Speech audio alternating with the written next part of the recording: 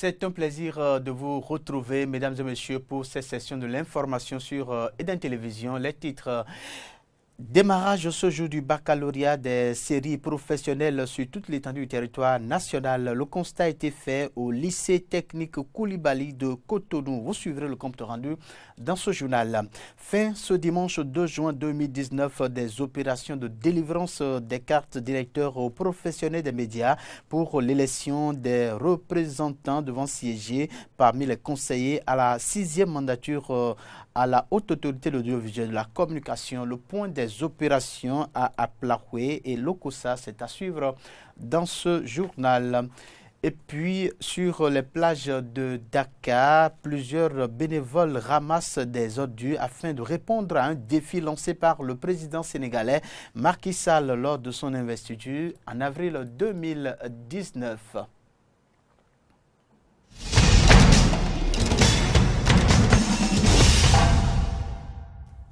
Bienvenue à toutes et à tous et merci de nous préférer pour vous informer. Les candidats à l'examen du baccalauréat des séries professionnelles eau et assainissement, mécanique générale et secrétariat affrontent depuis ce matin les différentes épreuves écrites et pratiques sur toute l'étendue du territoire national. Une équipe de Eden Télévision est allée au centre du lycée technique Koulibaly de Cotonou pour faire le constat. Suivez plutôt. L'examen du baccalauréat technique session unique de mai 2019 démarré ce vendredi 31 mai avec les séries techniques d'électricité se poursuit dans les différents centres de composition retenus. À Cotonou, ce lundi 3 juin 2019, au centre du lycée technique Koulibaly, les candidats des filières eau et assainissement, mécanisme général et secrétariat affrontent les différentes épreuves écrites et pratiques. En G1, ils sont 142 candidats, répartis en 6 groupes d'environ 24 candidats par groupe. Filière EA aussi commence aujourd'hui et ils finissent dans 10 jours. Ils ont 10 jours de composition. Ils sont au total 137 candidats répartis sur les 10 groupes. La série E, il y a 22 candidats répartis sur 4 groupes. Pour le superviseur du centre, le professeur François-Xavier Fifatin, outre les cas d'absents notés, tout se déroule dans les règles de l'art. Oui, très très bien passé. Sur les 142, on a enregistré que 3 absents pour le moment. Et tous ont choisi leur groupe parce que c'est ce matin de 7h à 8h, chaque candidat vient choisir son groupe. Donc les groupes ne sont pas préparés à l'avance pour que les candidats ne se regroupent pas par affinité par groupe. Donc de 7h à 8h, chaque candidat a choisi son groupe et nous avons démarré effectivement à 8h avec le premier groupe. Il n'a pas manqué de prodiguer quelques conseils à l'endroit des candidats. Ils doivent être sereins. C'est tout ce qu'ils ont l'habitude de faire en classe qui va arriver ici. Et au contraire, c'est le niveau ici est moyen, c'est pour un candidat moyen. Donc il n'y a rien de particulier. Ils sont déjà habitués à ce système de travailler en groupe. Donc vraiment, c'est qu'ils gardent tout le calme. S'ils ont des ennuis particuliers, ils peuvent se rapprocher du superviseur ou du chef de centre ou son adjoint pour qu'on les aide à régler leurs problèmes. Cette session de l'examen du baccalauréat des séries professionnelles prend fin dans 2 jours pour la série E, 6 jours pour la série G1 et 10 jours pour la série AE. On revient sur l'actualité du 1er juin, journée nationale de l'arbre, et on démarre par la commune d'Abomey-Calavi où le maire Georges Bada avec toute son équipe soutenue par plusieurs associations œuvrant dans le domaine de la protection de l'environnement a mis en terre des centaines de plants de cocotiers sur la plage de Togmen. Reportage Carole Laye, Denis Marouya. La mairie d'Abomey-Calavi a une fois encore sacrifié à la tradition à l'occasion de la 35e édition de la Journée nationale de l'arbre. Pour ce samedi 1er juin 2019, c'est à Togmen que le maire Georges Bada, accompagné de nombreux de ses collaborateurs et membres du conseil communal, ont mis en terre à la plage de Togmen des centaines de plants de cocotiers. L'arbre, c'est la vie. Donc, nous sommes en train de C'est pas pour donner la vie, mais nous sommes en train d'améliorer les conditions de vie humaine. Il ne s'agit pas de mettre les plants à terre, en terre. C'est vrai, nous avons eu la pluie aujourd'hui, mais il faut l'entretenir. C'est surtout l'entretien qui est important. Engagés pour l'entretien et le suivi de ces plans, plusieurs membres d'associations et organisations non gouvernementales ont également commémoré cette journée aux côtés du maire Georges Bada. Comme déjà dit, pour le suivi de ces plans mis en terre, il va falloir que chaque ONG, par exemple, déjà nous sommes 13, si chaque ONG peut déjà faire le suivi pendant un mois, pratiquement, ça fait un an, un mois. Donc c'est pour vous rassurer que nous, si nous sommes là, c'est pour inventorier déjà ce qui est fait et mettre en œuvre notre calendrier. Nous avons voulu nous associer avec la mairie d'Abomey-Calavi, voilà, pour poser cet acte qui est une contribution à la préservation de l'écosystème. Et ce faisant, nous contribuons à l'atteinte des objectifs du développement durable. Nous sommes dans la dynamique de continuer de suivre ces plans-là. Donc il y a un comité qui a été mis en place pour le suivi des plans. La Journée nationale de l'arbre a en effet été instituée par décret en 1985. Elle vise à rendre le Bénin vert, un objectif difficile à atteindre depuis plus de 3 décennies. Dans la commune de Zé, plus de 2000 plants ont été mis en terre ce samedi. C'était en présence du maire Joseph Dangbenon, de toute son équipe communale et des autres autorités politico-administratives de la commune. Reportage. Journée nationale de l'arbre au Bénin, la commune de Zé n'est pas restée en marge de l'événement. Autorités politico-administratives, communautés locales et décentralisées ont participé ce 1er juin à une vaste opération de reboisement dans la commune. Plus de 2500 plants ont été mis en terre sur une superficie d'1 hectare.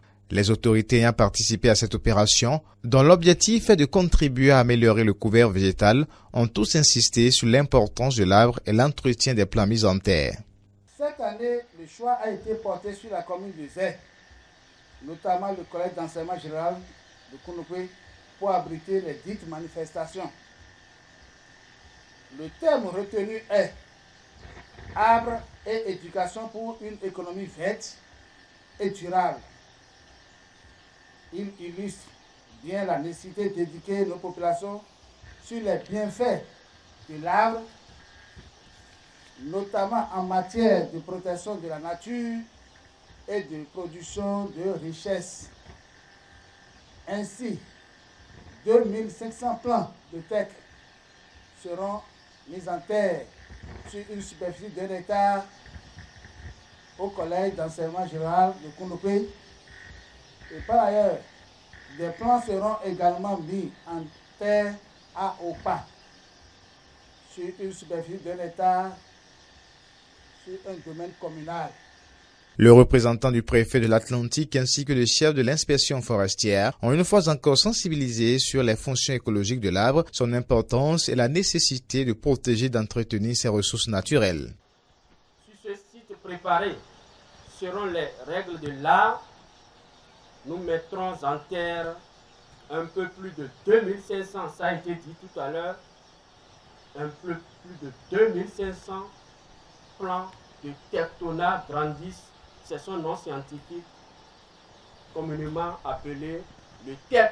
Je profite de cette occasion, mesdames et messieurs, pour inviter chacun de nous à nous engager résolument à tous les niveaux dans les actions de sensibilisation au reboisement et à la préservation de nos forêts afin qu'elles continuent pleinement de jouer leur fonction à fournir des biens et services à nos concitoyens. La journée nationale de l'arbre au Bénin, qui lance en même temps la campagne nationale du reboisement, est à sa 35e édition. Commémoration ce 1er juin 2019 de la Journée nationale de l'arbre à Lokossa, marquant en même temps la campagne de reboisement 2019-2020 dans le département du Mono. C'est le domaine public en face de la CITES à Lokossa qui a accueilli les jeunes plants mis en terre par l'autorité préfectorale et toute sa délégation. Voici le point de l'événement avec Jonas Bouchi. C'est à Lokossa que les autorités départementales du Mono et le préfet Zinsou Komlan Cedro ont sacrifié ce samedi 1er juin 2019 à la Journée nationale de l'arbre. Établissant la relation entre l'importance de l'arbre et le thème de la 35e édition de la Journée nationale de l'arbre au Bénin, le maire de Lokossa déduit la volonté du gouvernement béninois à mettre l'arbre au cœur du développement du tissu économique du pays. Nul n'ignore l'importance de l'arbre dans le fondement de notre société et les bienfaits qu'il procure à l'homme dans son environnement immédiat et vécu quotidien. En choisissant le thème « Arbre et l'éducation, une économie verte durable », nous avons décidé de mettre l'arbre au cœur du développement de notre tissu économique. Cela nous permettra de lutter efficacement contre le changement climatique qui, aujourd'hui, constitue une casse-tête pour les autorités du Bénin à divers niveaux.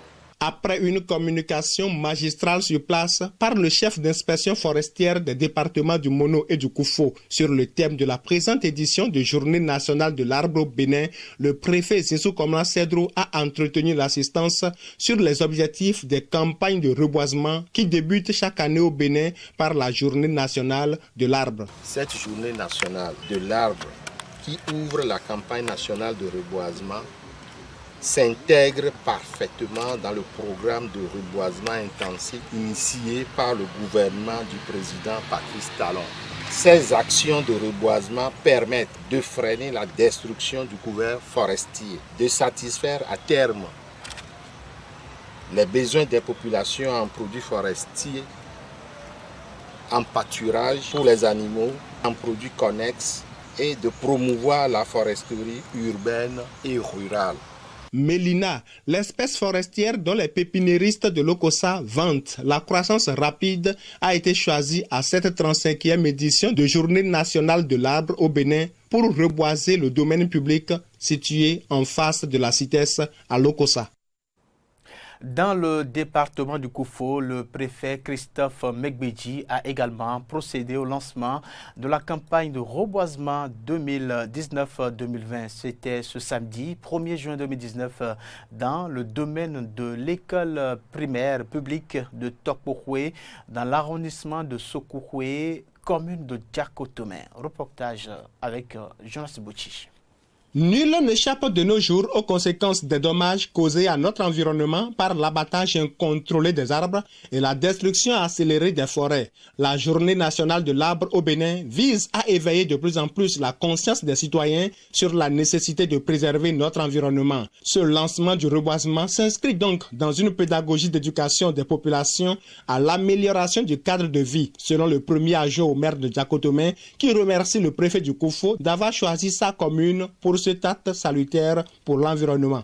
Je voudrais exprimer ma gratitude à monsieur le préfet pour cette marque de considération faite à la commune de Djakotomé, retenue pour l'organisation de cette édition sur ce site d'un hectare de l'école primaire publique de Tokpokwe dans l'arrondissement de Sokouhwe. L'acte que nous posons en ce jour, 1er juin 2019, intervient à un moment où, partout à travers le monde, l'inquiétude générale règne face au déboisement, à la dégradation des forêts, au dérèglement climatique, aux problèmes de sécurité alimentaire et d'amélioration du cadre de vie et des moyens d'existence des populations. Avant de donner l'exemple aux populations du Koufo à planter davantage d'arbres, le préfet Christophe Megbedji leur a rappelé toute l'importance de l'arbre. L'arbre, avec toutes ses fonctions chlorophylliennes que vous savez, l'arbre à la maison, un peu partout, joue un rôle important, un rôle éminemment important pour lutter contre les effets du changement climatique. Autant il est important de planter les arbres, autant il importe de les entretenir, a insisté le préfet Christophe Megbedji. Nous savons très bien que nous sommes menacés et que si nous ne nous collons pas à des efforts pour que l'arbre soit ce que nous souhaitons, ça va être dangereux pour nous. C'est pour cela que je voudrais souhaiter vivement que le conseil communal de Diakotomé, avec le maire en tête, puisse entretenir correctement ce que nous allons mettre en terre aujourd'hui. Et que la fête qui vient d'être célébrée ici, dans l'école primaire de Tokbokwe, ne s'arrête pas là. Que l'on puisse aller dans tous les arrondissements du Diakotomé, dans tous les arrondissements du Koufo, dans tous les villages du Koufo, que l'on puisse s'intéresser à notre vie en embrassant fortement l'arbre pour le bien des communautés. Après le lancement à Tokbokwe de la campagne de reboisement dans le département du Koufo, Christophe Megbedi s'est rendu au jardin botanique du 2e arrondissement de Diakotomé où il a également procédé à la plantation d'une espèce médicinale. Autre information dans ce journal, la commission opérationnelle chargée du contrôle des structures de prestation des soins médicaux a donné un point de presse ce vendredi. Elle a fait au cours de ce rendez-vous avec les médias le point des actions menées et les résultats obtenus depuis sa mise en place par le chef de l'État Patrice Talon. Suivons ici le coordonnateur de la commission au micro de Linda Kao et Denis Maroya. L'essentiel du problème de santé est lié à l'organisation des agents de santé qui privilégient le positionnement des agents qualifiés, infirmiers, sages-femmes, dans les centres de santé périphériques où il y a moins de prestations de soins médicaux au détriment des hôpitaux où sont référés les cas graves.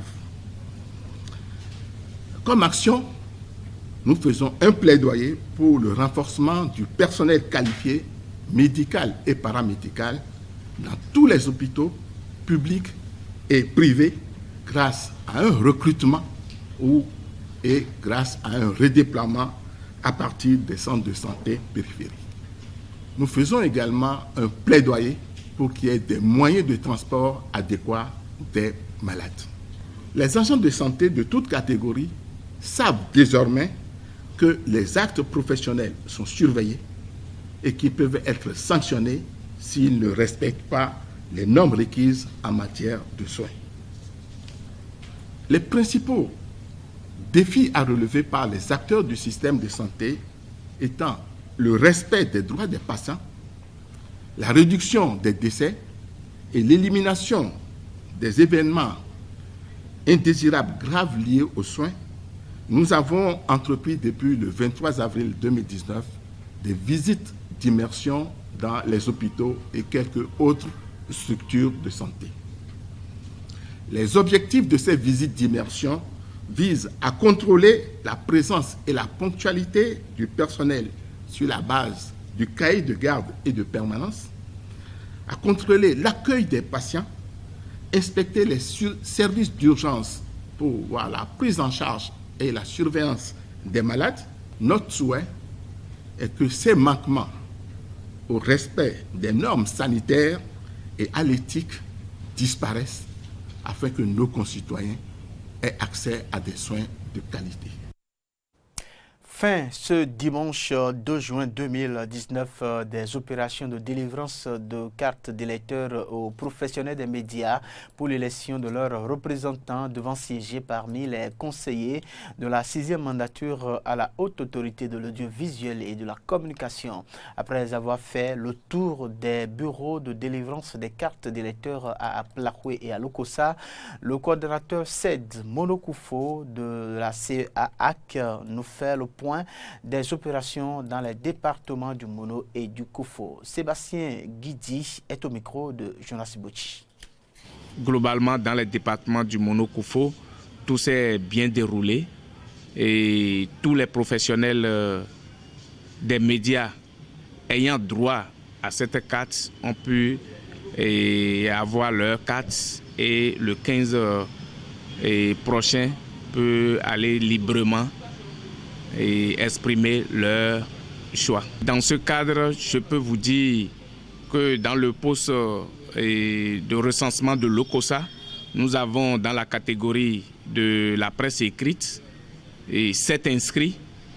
Dans la catégorie de l'audiovisuel, il y a 30 inscrits. Dans la catégorie des techniciens, il y a 13 inscrits, soit au total de 50 inscrits, toutes catégories confondues, à la clôture.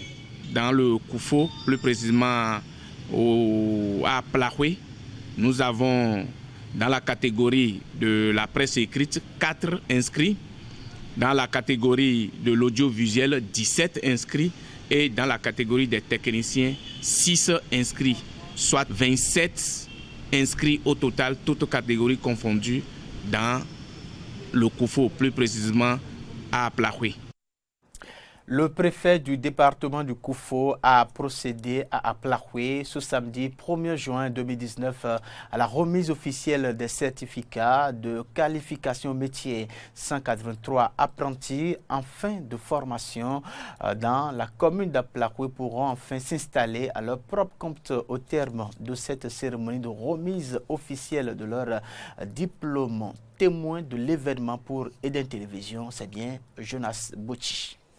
C'est le jour le plus attendu pour ces apprentis, désormais qualifiés à s'installer à leur propre compte au terme des examens du certificat de qualification au métier CQM.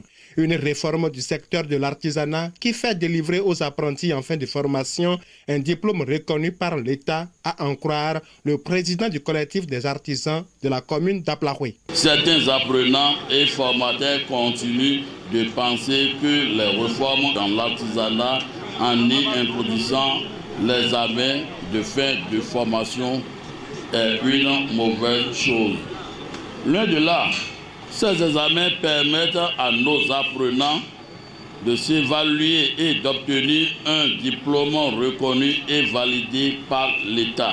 Le représentant du directeur départemental de l'enseignement secondaire technique et de la formation professionnelle du Koufo salue cette réforme du gouvernement qui sanctionne la fin de la formation des apprentis par le CQM. Si le gouvernement a introduit cette réforme, c'est pour éviter l'organisation des remises de diplômes onéreuses et de soulager alors l'appel des parents. L'artisanat contribue essentiellement au PIB du Bénin et c'est pourquoi le gouvernement du président Patrice Talon y accorde une attention particulière, a fait savoir le préfet du département du Koufo. Le gouvernement est dans les réformes qui est de faire en sorte que les métiers, les artisans soient pris au sérieux, que l'on puisse s'intéresser à ce secteur important qui contribue de façon notable au PIB. Avant la remise officielle des diplômes aux 183 impétrants, Christophe Megbedi leur a prodigué de sages conseils afin que ces diplômes ne deviennent de vulgaires décoratifs de leur chambre. Dernière information avant de mettre un thème à ce journal sur les plages de Dakar au Sénégal. Plusieurs bénévoles ramassent des ordures afin de répondre à un défi lancé par le président Macky Sall lors de son investiture en avril 2019. Ce défi selon lequel un Sénégal zéro déchet. Reportage. De gants, de pelles et de sacs poubelles, une cinquantaine de jeunes ayant répondu ce samedi matin à l'appel de l'association Sénégal Entraide s'affairent à la toiletter. Qu'il s'agisse de projets d'associations citoyennes ou d'initiatives privées à but lucratif, les Sénégalais s'organisent pour lutter contre la prolifération des ordures et pallier le manque de moyens des pouvoirs publics alors que le président Macky Sall vient d'annoncer un ambitieux objectif de Sénégal zéro déchet. Chaque citoyen doit apporter, ne doit pas demander qu'est-ce que sa commune a fait pour lui, mais lui, qu'est-ce qu'il peut faire pour sa communauté. Raison pour laquelle on n'attend pas vraiment l'engagement de la commune ou d'autres structures, mais nous, en tant que jeunes, nous qui vivons cette malheur, donc on va apporter notre contribution. À Dakar, la collecte des ordures est en principe assurée par les pouvoirs publics. Mais le taux de ménage desservi par les camions de l'unité de coordination et de gestion des déchets solides UCG n'est que de 86% selon le coordinateur de l'UCG dans la capitale, Lamine Kébé. Ce taux est même beaucoup plus faible dans certains quartiers, notamment dans les banlieues dont les ruelles encombrées sont difficiles d'accès pour les camions. On n'a pas en tout cas toutes les ressources humaines ou matérielles de se déployer à l'échelle de chaque commune ou à l'échelle de chaque maillon. Ça veut dire qu'aujourd'hui, si nous constatons qu'une association se lève pour accompagner le process. Le process, on peut que s'en féliciter.